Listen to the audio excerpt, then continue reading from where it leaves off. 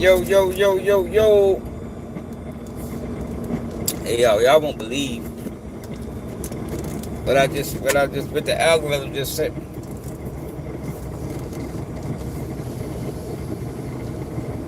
Y'all won't believe what the algorithm. I didn't even have intentions on going live this morning.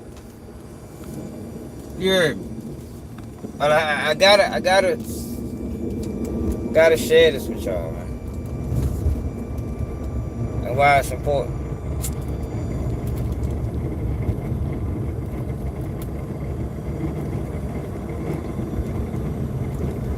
And y'all will believe this. So, I'm waiting some more people to get in here. And sometimes the algorithm work for you, man, and not against you. You know, we talk bad about the algorithm all the time, but sometimes the algorithm will bless you. You know what I mean? And I just got a video posted 17 hours ago. Judge in Karmelo Anthony case doing an interview. Now, when judges start doing interviews about cases, I don't know. But this shit is crazy. So let me tell y'all something, right? Remember I told y'all how fucked up my case is, right? My case goes to multiple judges. Nobody. So it ended up in the hands of a rookie judge, a judge that was only on the bench for 1 year. Just in case there was any backlash, it fell back on him. You understand what I'm saying? So this judge Karmelo Anthony case is untied. There's no mercy how those things to go on in this courtroom because it ain't gonna matter anyway. He about to retire. That case was handed to him specifically for that purpose. Specifically for that purpose. So look, the algorithm sent me this. This nigga's about to fucking retire, y'all, which means he ain't gonna face no consequences for his actions. No consequences. Smooth, clean getaway. Railroaded this boy and ready to retire. It's a dirty game, y'all. This just add more credence to the railroad. Trapper, what's up? What's up, Shalonda? This just add more credibility to the fact that Karmelo Anthony was railroaded in court by a judge that set to retire, who been on the bench for 20 years and set to retire, is the judge that presided over the case. Dirty motherfucker, boy. Y'all make sure y'all share this, because this is important. I'm trying to tell you, it's very, very important. So look at this.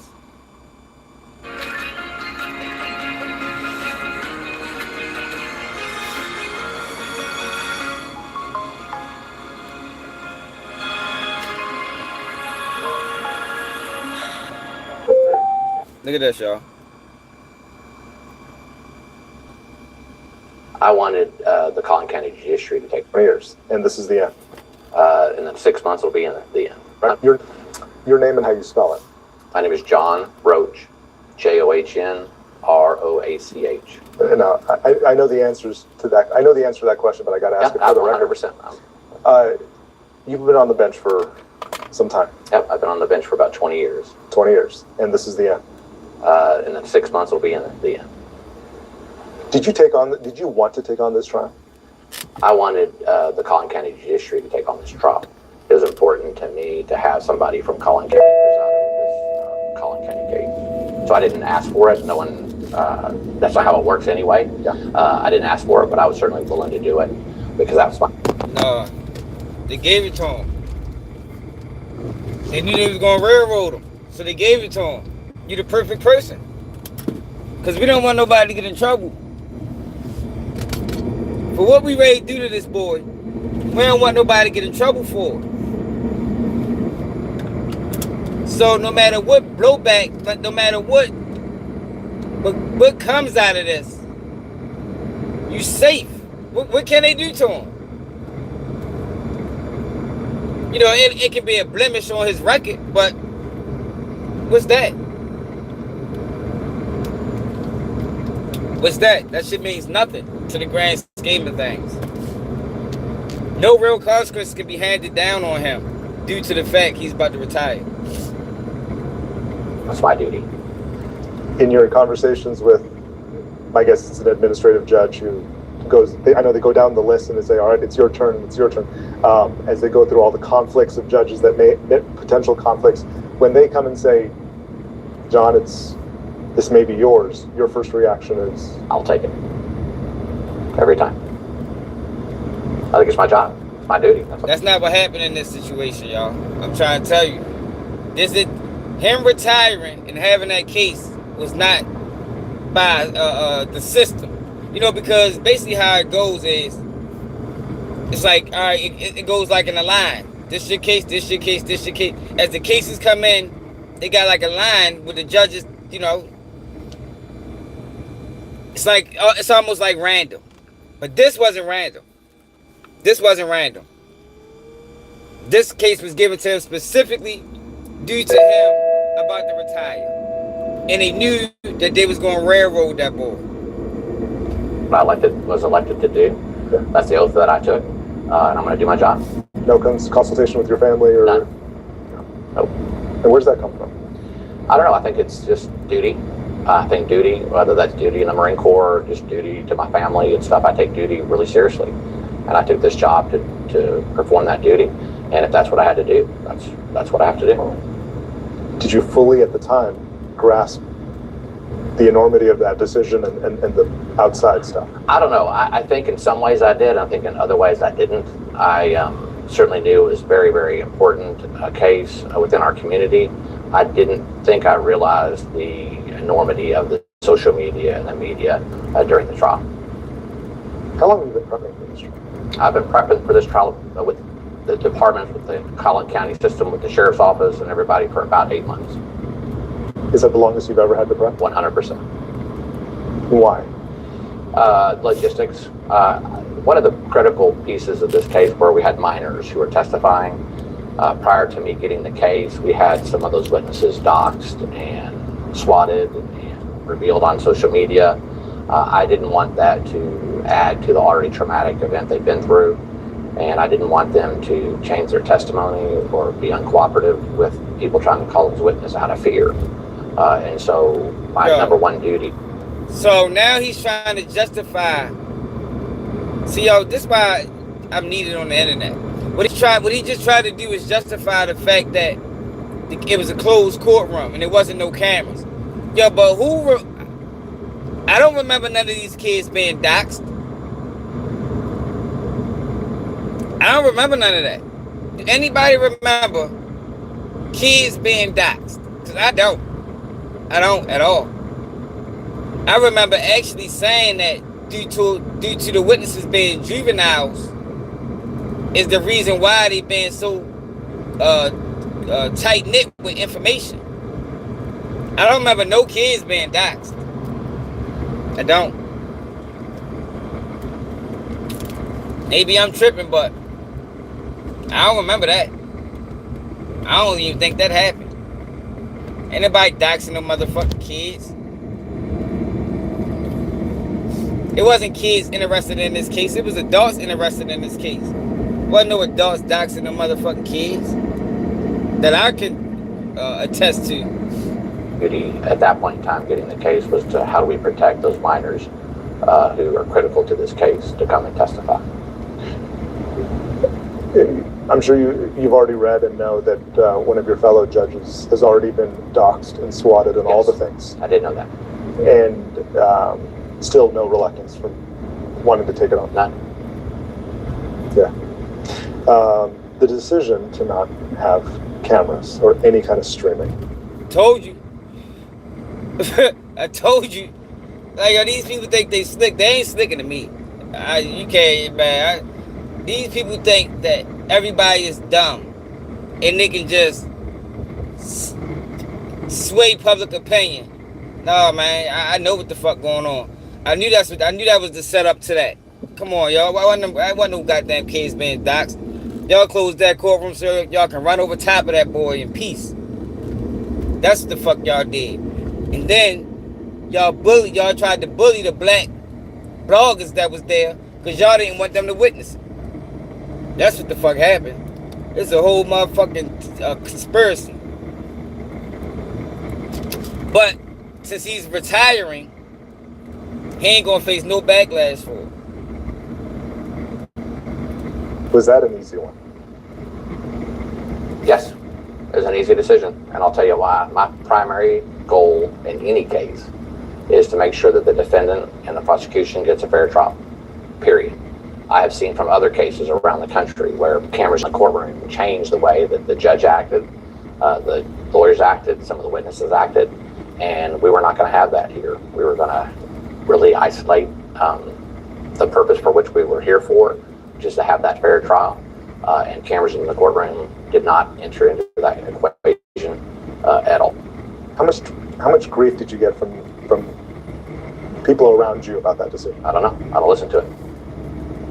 I just flat don't listen to what's going on the outside. I do what I think is right. What he should have asked him was, what did the defense say? Did the defense object to that? Was there any motions filed to keep this courtroom open? Because with the publicity of this case and a racial dynamic that surrounded this case, the defense was supposed to make sure that this is supposed to be a fight. It shouldn't have been no easy decision. The defense should never agree to that, knowing the racial makeup of this town and what this case, meant. That's what he should have asked him. But this is not an interview to get real answers. This is just an interview to cover his ass. That's what this interview was for, to cover his ass. No matter what decision that is. And I sleep well at night knowing if I follow the law, then everything works out like it's supposed to. And so these outside influences, all the noise from the outside, I really isolated myself from that in this case and in all cases, and just do my job the best I can following the law. How do you think we're talking with the attorneys, other attorneys outside of this. How do you think they describe it? Strict, no nonsense, fair, and that to me is the most important part. I know for a fact when I make a decision here, people are unhappy. What I hope is when they walk out the door that they think they got a fair trial, or a fair hearing, or fair something. And if they do that, no matter what they think about me personally, then I think succeeded. And you're okay with any of those characterizations? I think they're fair. Yeah. I hate to have to ask about stuff that emerges on social media, but I have to ask it. And I know you don't know of any of it because you're not on social media. I'm on it. I mean, I'm an elected official, so I have a Facebook page and stuff. Do I look at it? Do I monitor it? Do I let it impact me? None. Not at all. So I have to ask, do you have a personal relationship with the Metcalfs? I wouldn't know Mr. Metcalf prior to this trial if he walked with me and said hello. I don't know the Metcalfs. I sympathize with the Metcalfs and what they've been through and all, but I don't know them personally. Never have. So these AI images emerging of you and them at a party or drinking together, all of that. And that's the problem with social media, isn't it? You can't tell what's true and what's not true. I will tell you, I got some reports of some things that were coming out of this courtroom, and I wondered to myself, were they even in the same courtroom that I was? It's that bad, and I think that's tragic, because I think really if you just listen to the case based upon the facts, you'd understand it so much better. Do you think it reinforced your decision to not have cameras or streaming inside this? Sort of. I will tell you this, sometimes I think maybe I should have at least the audio streamed or something so people could hear it.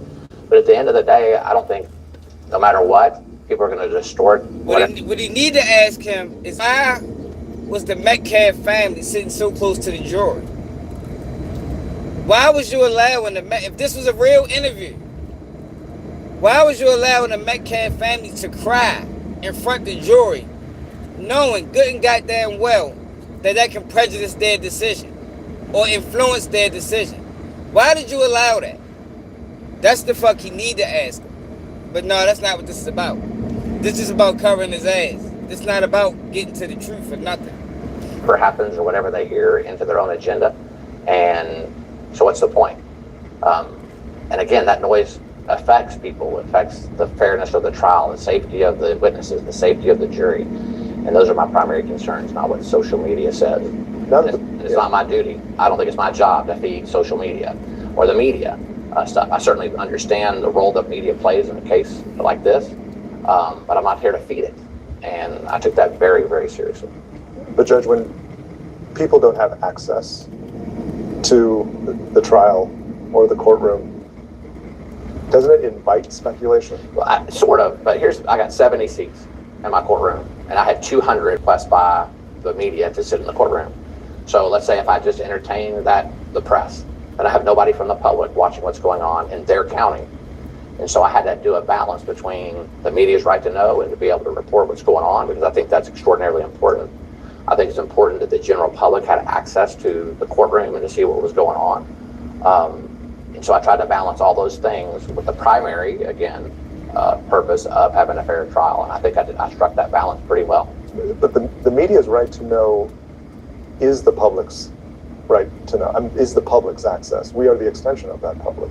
I think somebody from the public who wanted to come watch a trial and know that they were excluded from a trial because all the media was there, I beg to differ. I wonder how many other judges in Frisco County are set to retire this year. Let's see if we can find that out. In McKinney, what county was Karmelo Anthony trial held in? The trial for Karmelo Anthony took place in Collin County, Texas, specifically at the Collin County Courthouse in McKinney. How many Collin County judges? There are 32 active judges serving in Collin County, including those in district courts, statutory county courts, probate courts, and as justices of the peace. For legal advice, consult a professional. How many district court Collin County judges are set to retire this year? Only one district court judge in Collin County is scheduled to retire this year. That's Judge John Roach Jr. from the 296th Judicial District Court, who will be leaving the bench at the end of the year. For legal advice, consult a professional. Told you. Trying to tell you, man. I know how these people operate, man. I knew that. That's why he got the case. Yo, me being railroaded by the system gives me a different outlook on how this shit is ran compared to the average YouTuber or blogger. They did the same shit in my case. My case had about 5 different judges. They ended up, bears on my case was so flawed with inconsistencies and lies. They gave my case to a rookie judge. The same thing goes for a retiring judge. This case goes, with all the fucked up shit that happened in this trial, this case goes to a retiring judge. Intentionally. What's got over 500,000 athletes so excited? Insoles. No, not those. These.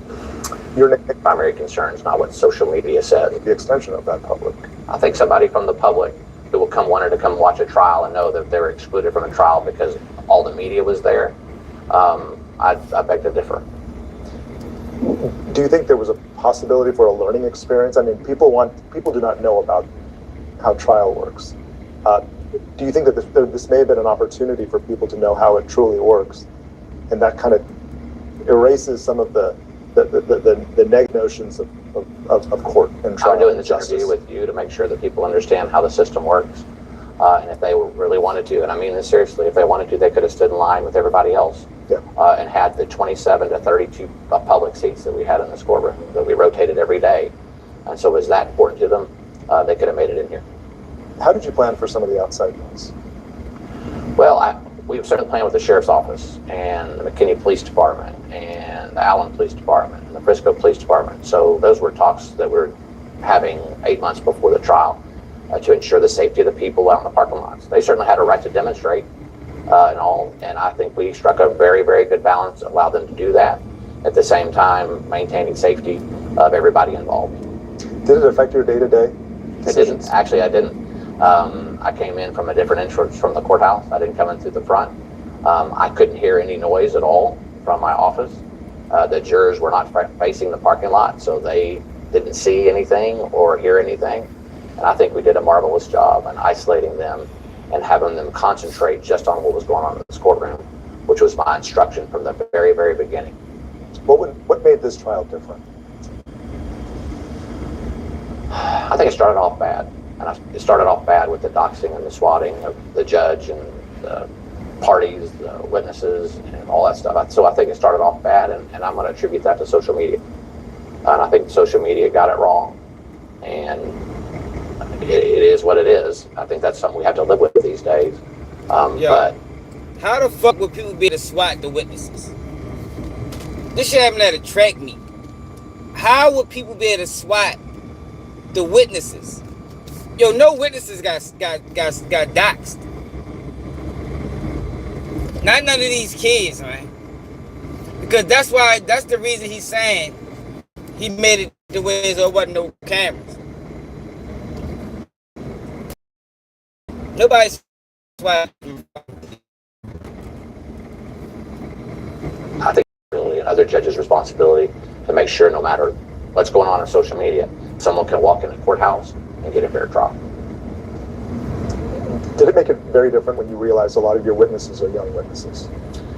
No, look, I've been doing this for 20 years. A lot of the witnesses come in all shapes and sizes and colors and all that. And so that was normal for me. What wasn't normal for me is to have those witnesses be intimidated by things being said on social media, because those young people rely on social media more than I certainly do. And so that sure impacted me to make sure that they did not change their testimony. They were willing to come in and tell the truth without fear of being doxxed or swatted and stuff. And so I took every precaution that I could, consistent with the law, to make that happen. I know Steve brought it up too, and I know both sides probably brought it up as well. The AI images of people claiming to be inside this courtroom. Yeah, that ticked me off a little bit, because if you're going to call yourself the press, and people are going to depend on you to tell them what's going on in this courtroom, you should be telling the truth. And so Mr. Stoller, a public information officer, brought it to my attention that some news outlets were posting photos saying from inside the courtroom. And it wasn't my courtroom, it wasn't the witness, it wasn't their testimony, and that's tragic. Because, again, that just breeds the narrative that these people want to cultivate in our community to drive a wedge between us. And I think that's terrible. Since we're on the topic of image, can we talk about some of the drawings? Sure, absolutely. What do you think? My wife would show me a drawing every once in a while of a court case going on. I couldn't figure out who the judge was. And it's all serious. The sketch artist was awesome. She was very sweet. She was here every day, putting her life's work into those images. Because we didn't have cameras in the courtroom, that's the only visual that anybody got. She did a marvelous job. I think I'm more handsome than what she portrayed overall, but I'll let everybody else figure that out. Did the jury get it right? Yeah, they did. You know why? Because they were picked based upon the law. They listened to the facts. It happened here in this very courtroom, and they got a verdict. And so that's the process. And whatever they say, they get it right. There's going to be a lot of scrutiny over voir dire. Mm-hmm. And you denied the defense and the dismissing of 3 jurors who at least identified as African American on their bioforms. What did you make of that moment? Well, that's not exactly how it worked. The defense didn't dismiss them. I'm sorry, the defense raising objection. They raised an objection. Yeah, Yeah. they have raised an objection. Like I told you before, as long as I follow the law, I sleep well at night. And I'm telling you, I follow the law in that case. Did I know what the perception was going to be? Sure. I knew in the back of my mind what the perception was going to be. But I'm not here to satisfy perceptions. I'm not here to... That's not the biggest issue, y'all. Like, yo, people keep talking. That is not the biggest issue during this trial, man. It wasn't the jury. This trial was already determined before jurors was even sat down. Are we clear? Before jurors was sat down, it was already determined. It was determined when he didn't allow cameras in the court. But the biggest question for him, specifically him, is why was the Metcalf family sitting so close to the jury? Why did you allow them to cry in court? Why didn't you give them one warning? Why wasn't it established? No emotion shown during this trial. If you can't control yourself, we got another room you can watch this trial in. But we cannot allow you to be crying in front of the jury. That's the biggest question for him. All this other shit is nonsense. But I'm not here to satisfy perceptions. I'm not here to satisfy agendas. I'm not here to do any of those things. I'm here to follow the law. And I did it to a T. And I'm proud of that. Very proud of that. Is this your last big trial? It's my last big trial. Of course it is. The sad part about it is, I will tell you before I leave at the end of the year, I'll try a couple more murder cases, for example. The parking lot won't be full. The gallery won't be full of people watching the case. We still have somebody who's died and someone accused of doing the killing. And it won't draw the attention that this case did. And their death is no less tragic than the tragic death of the young man in this case. And so, big trial, I guess, from an outsider's perspective, and the social media and the media interest in the case. But crime still happens in Collin County, and every single person deserves to have as fair of a trial that Karmelo Anthony had. What's your take on Karmelo Anthony? I don't know. I really don't know. You've had a lot of... You don't know. You gotta take on everything. You gotta take on the jury getting it right. But you don't have no take on Karmelo Anthony. Why you can't say, yo, he was a kid that made a bad decision, man? He made a bad judgment call. Yo, you know, you ain't got nothing to say about him. You've had a lot of defendants in your courtroom. I have had a lot of defendants in my courtroom. And I talked to Mr. Anthony a couple times because I'm legally required to go over some things with him. He seems like a nice young man who committed a crime. And he understands today, more than any day before today, the consequences of committing a crime like he did. Yeah, that's a wild ass answer. God damn, that shit, there ain't no remorse in that answer. For a 17-year-old that never been convicted of a crime before until this situation. Last question. Yes, sir. The future of the justice system.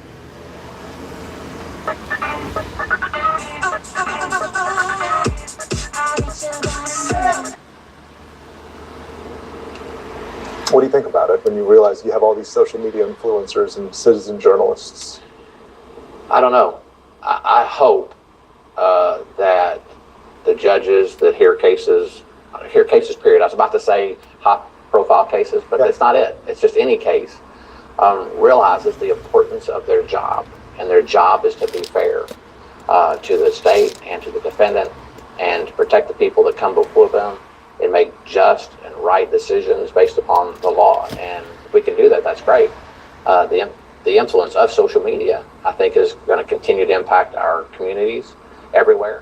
And I hope that we can rely upon our justice system to weed through the noise and find justice for everybody who comes through our doors. This is a personal question I wanted to ask you. Sure. Do you understand why the legitimate media had to be a pain in your ass? Legitimate media. There's this guy named Jobin, who I think was probably the worst of all of them, and no, I didn't understand how he could be that way. Look, I absolutely understand the media's role in all this. I mean, it's the First Amendment for a reason. It is absolutely the First Amendment for a reason. But at the same time, a defendant has a right to a fair trial, and the prosecution has a right to a fair trial. That's also in the Constitution. And so you just have to balance all those interests. And I'll honestly say, I think I balanced it well. And I know I made people mad, but I'm not here to make them happy either.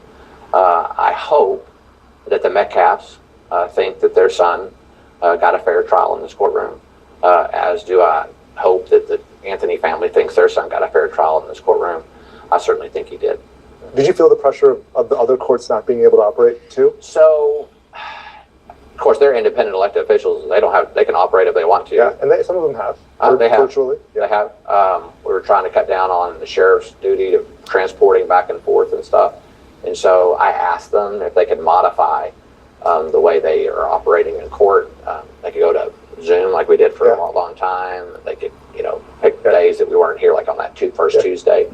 But it's up to them. It helped a lot that they cooperated. And by the way, that's one of the messages that I don't think I've been saying enough, is what we did here was a well-oiled machine. I've never seen a case. Do you want that on the record? Sure. Okay. We're on. Okay. The case that we tried here in Collin County was a well-oiled machine. I mean, Collin County, it should be the model for high-profile cases from here on out. Hell no. What the fuck? Yo, wildin'. Yo, but the point of this video was to explain what I've been trying to explain to y'all way before this trial, is that this is what these people do.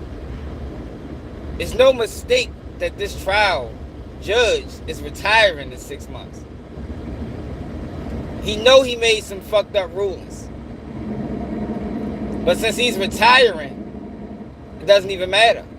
He's not going to face any repercussions for nothing that he's done, because he's retiring. And that was intentional, not by mistake.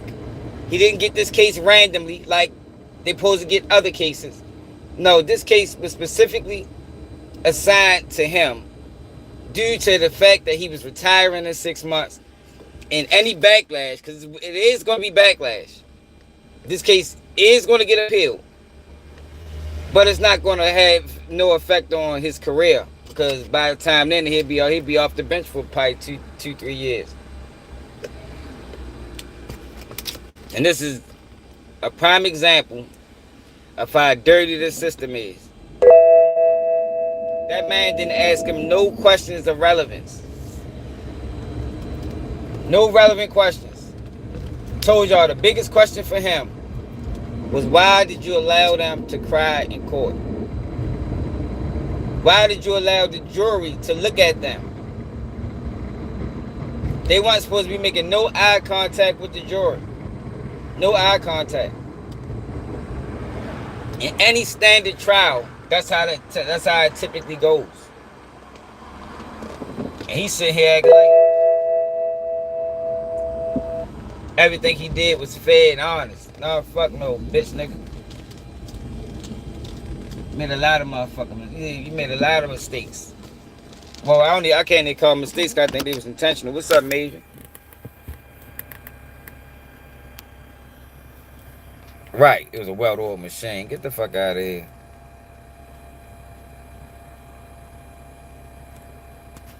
Yo, lying. Damn, yo ready to retire.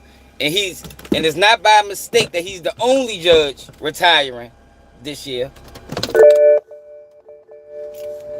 The only judge retiring this year gets the biggest case that they might ever get. Let's see who's the longest judge on the bench. What Collin County judge has been on the bench the longest? State District Judge John R. Roach Jr. is the longest-serving judge in Collin County, having been on the bench since January 2007. Yep. The longest-serving judge and the judge retiring this year. Makes perfect sense. Makes perfect sense. why he got the case. Railroaded that boy. And not willing to accept no accountability for the situation.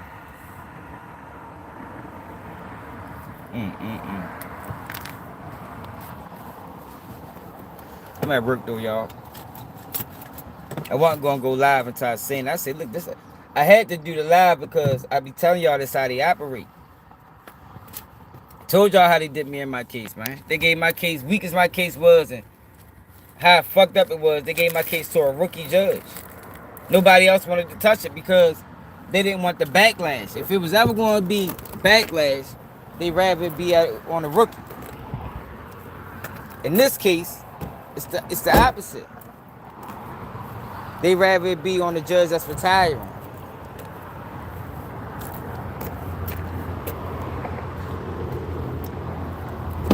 That's how they do. This is the system now. The barter system, I call it. I think it's more of a barter system than it is a justice system. But make sure y'all hit that like button. Make sure you subscribe to the channel. Make sure you share the live.